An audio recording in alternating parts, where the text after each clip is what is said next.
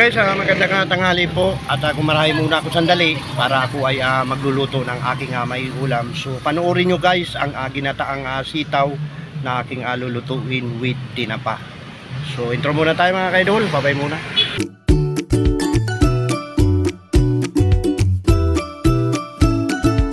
Nga pala guys, ang aking lulutuin ang balatong kung tabagin ito sa Bicol, no. Nakatikim na baka kayo nito mga kaidol. At ito ang ating gata. Wow. May kakang gata at mayroong pangalawang gata, no. At sibuyas at sili na ating sangkap. At ito ang dabis na panghalo natin, guys. Wow. Ang tinapa na natira namin kagabing ulam kagabi. Kaya wala tayong sasayangin dito mga kaidol. May kanin na rin. Ayan, nakapag-saing na sila. At ako ay magluluto na ng ulam. At tara na mga kaidol at hugasan natin itong balatong. Ayan. Hugasan muna natin mga kaidol ang balatong. Balatong sa Bicol at sitaw dito sa Maynila, no. Hugasan natin mabuti ito.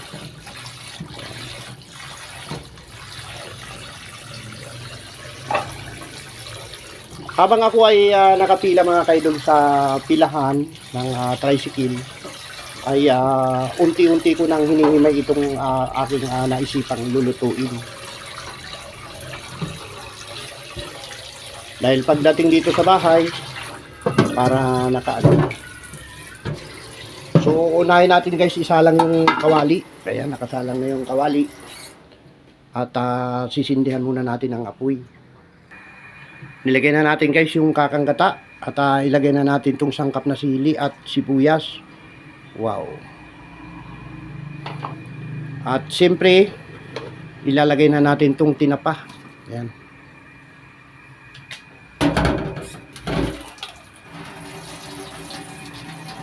Para malasa mga kaidol.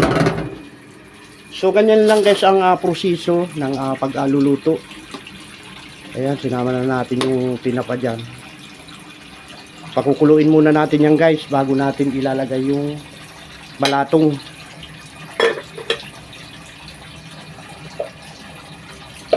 Sa mga sumusubaybay ng aking vlog, ayan, at sana ay matutunan po kayo sa pagluluto ko.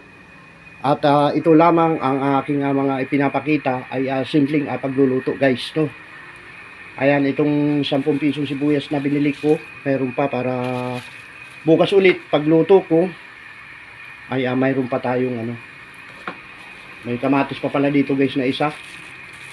Isama na natin itong kamatis na isa. Masarap din kasi ito guys, may kamatis. Ayan. Sama na natin yung isang kamatis. Ayan.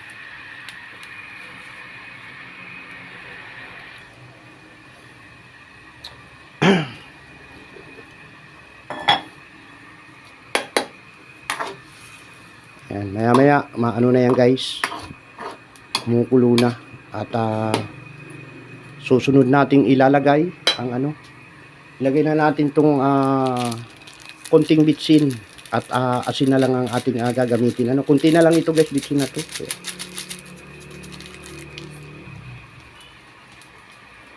So kumukulo-kulo na mga kaidol, ilagay na natin yung sitaw or balatong, no. Sa Tagalog guys, ang balatong ay sitaw. Pero sa Bisaya yata guys, ang balatong ay munggo, no.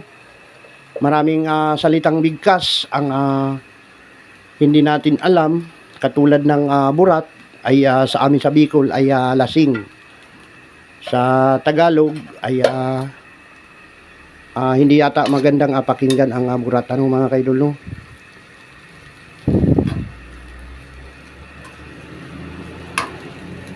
Palalambutin muna natin yan guys at tatakpan natin. So takpan muna natin at update ko kayo guys sa lagay ng panahon dito sa may amin sa may Valenzuela, no. Hinaan lang natin ang kunting apoy yan. Yan.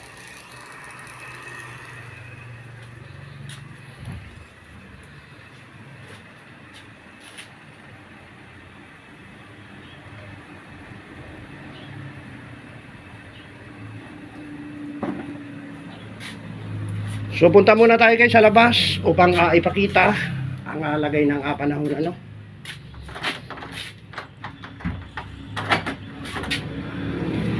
Ito guys, mainit at maaliwalas yung ganda ng panahon ano. Wala tayong makukuhang okra guys ngayon kasi kinuha ko na yung okra kahapon, nilagay ko sa sapaw ng sinaing. Marami na rin tayong mga binhi ngayon dito guys.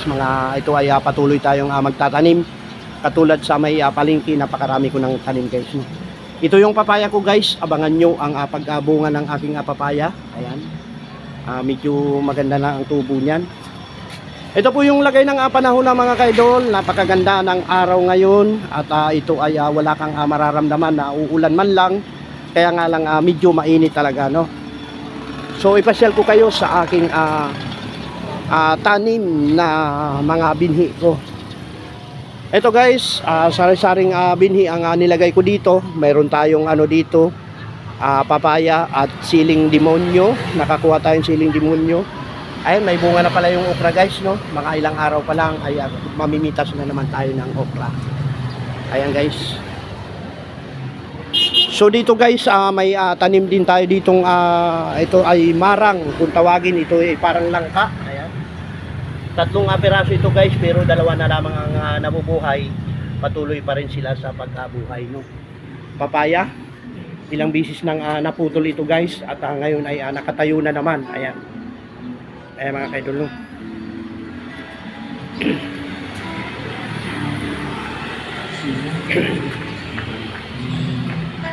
So ito guys ang lagay ng panahon.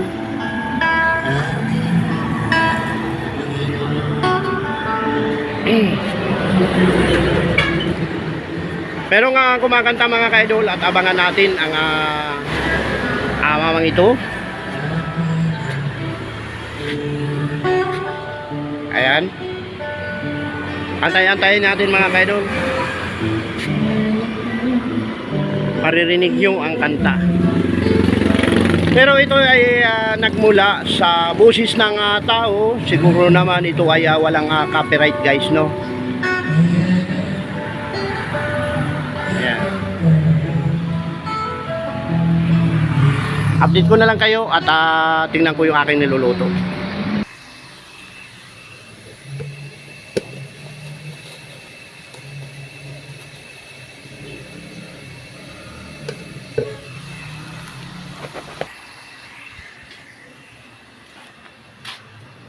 Neng, kahanda na po yung aming pagkain at itong kanin ni Mrs. ko, tinunasan ko yung kawali. Masarap kasi ito guys, sa kanya ko na lang ibibigay yan at aking rice.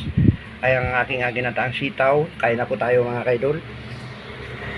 A few moments later. Let's do it, mukbang. Mukbang tayo ngayon guys. Yan, kitang-kita yung aming ulam mo.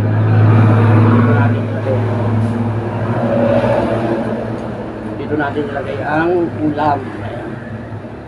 At ito yung aking rice. Ayan, ang rice.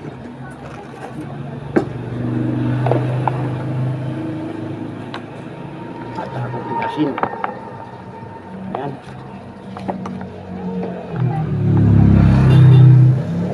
Nakapaghugas na tayo ng kamay. At tara na, kumain tayo.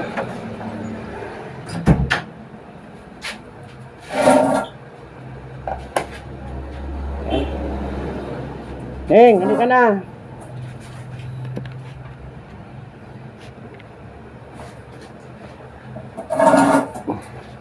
Tikman natin mga kaidol yung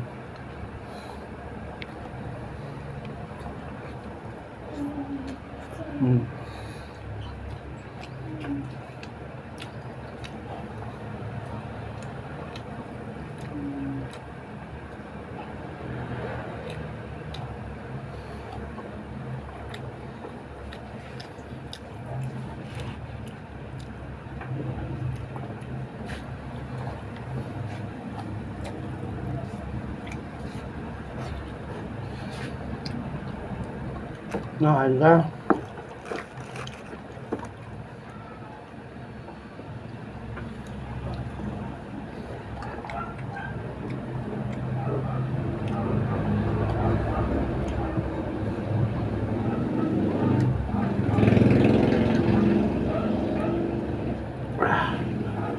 Kain natin rice guys.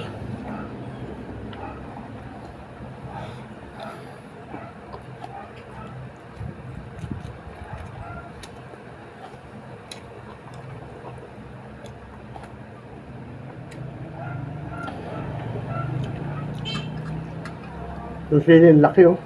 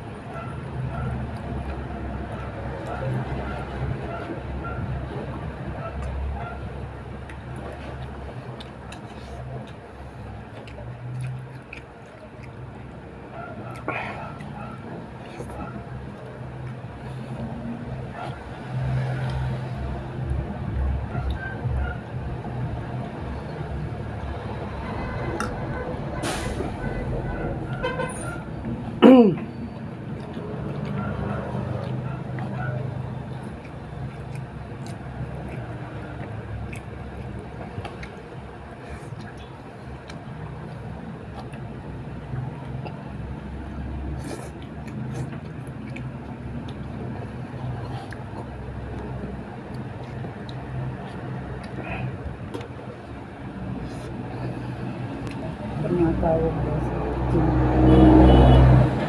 Bakit daw?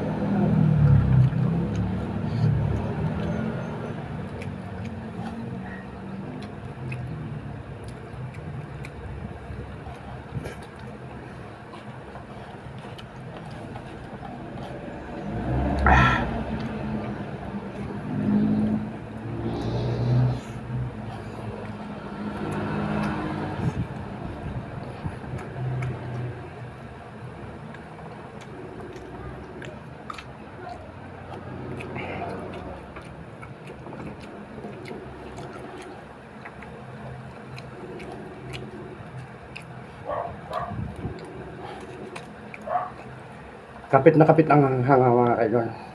Ayan ating rice guys oh. Busin natin to.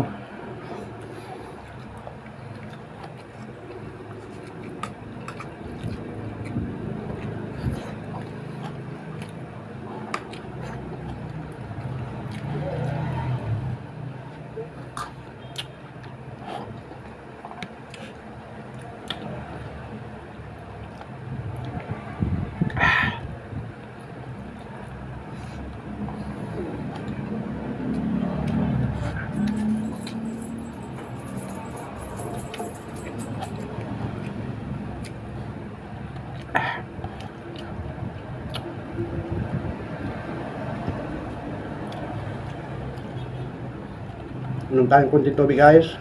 Ito ay pinulo ko ng yelo.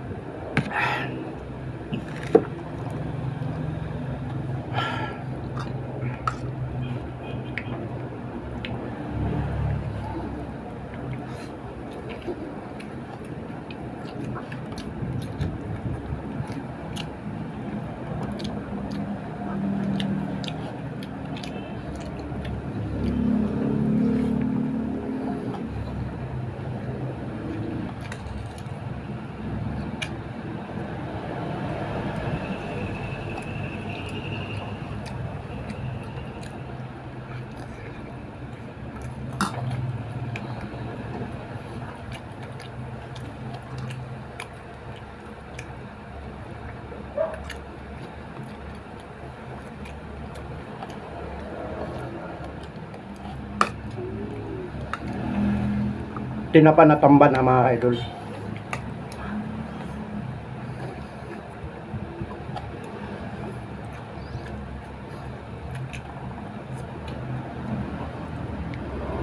Matuwang ba ito? Maya? Ba ano?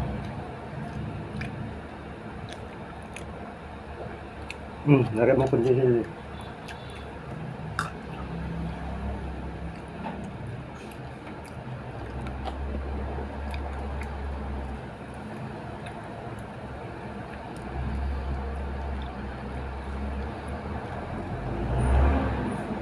Sabawan natin mga kaidol ng konti kasi may sabaw naman to. Wow. Ayan.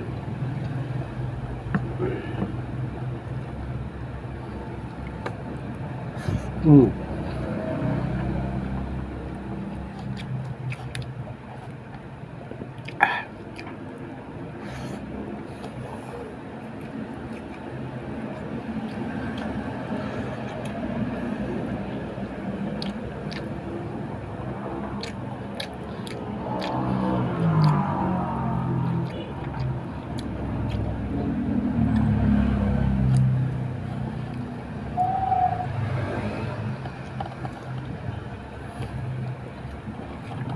Mm.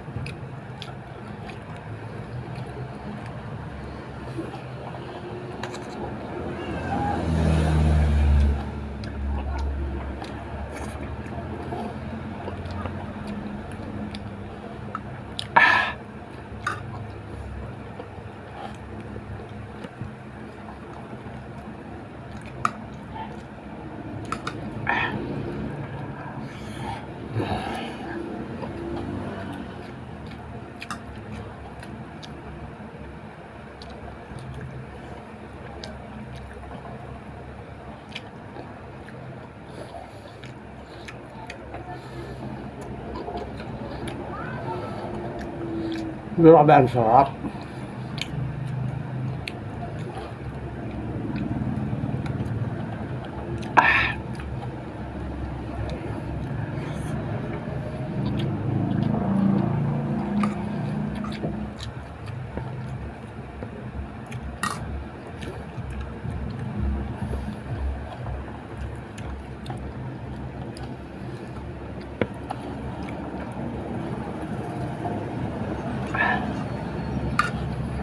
Shout out sa aking basher dyan, viewers ka rin. Maraming salamat po sa ating basher, no?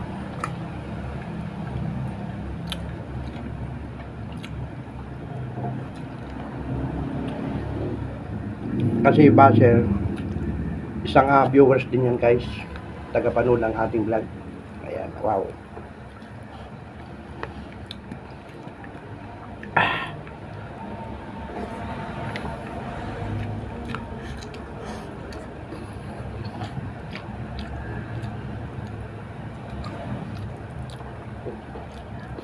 Yung sitaw guys, habang tumatagal na kumakain kapag sitaw, lalong sumasarap.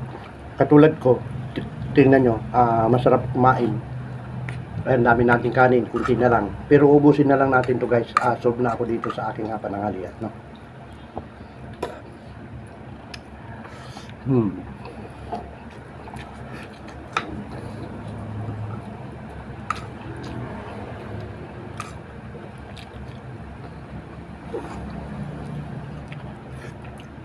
Nangangang ka? Meron pa ako. Ito mo pa?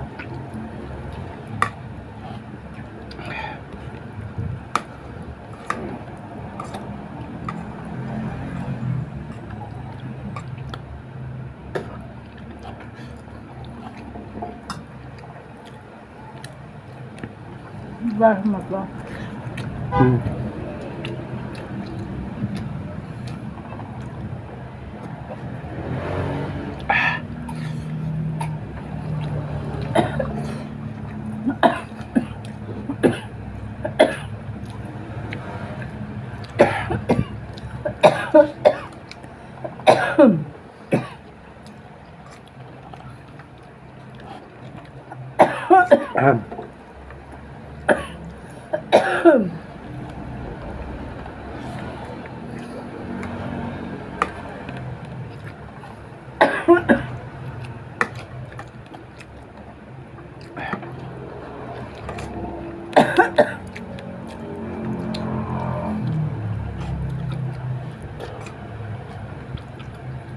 Bawa natin guys.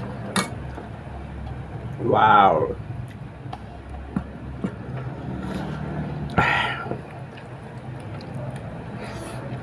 Hmm.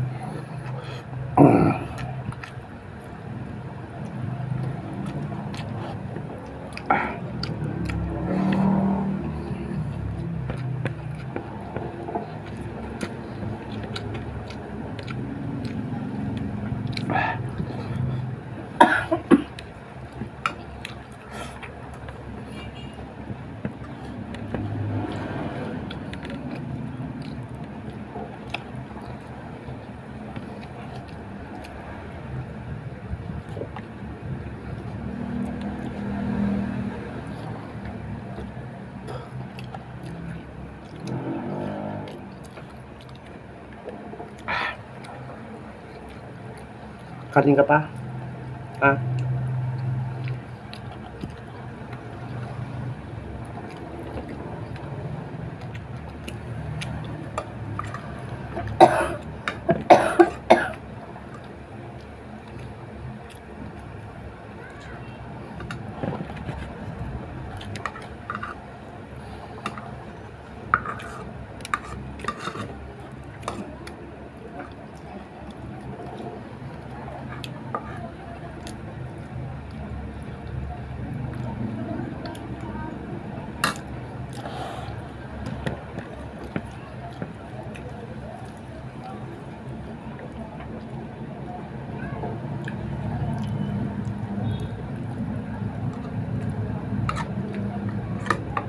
Para mga kaidol, hanggang dito na lang po ang aking vlog. Tingnan nyo guys, naubos ko yung napakaraming kanin.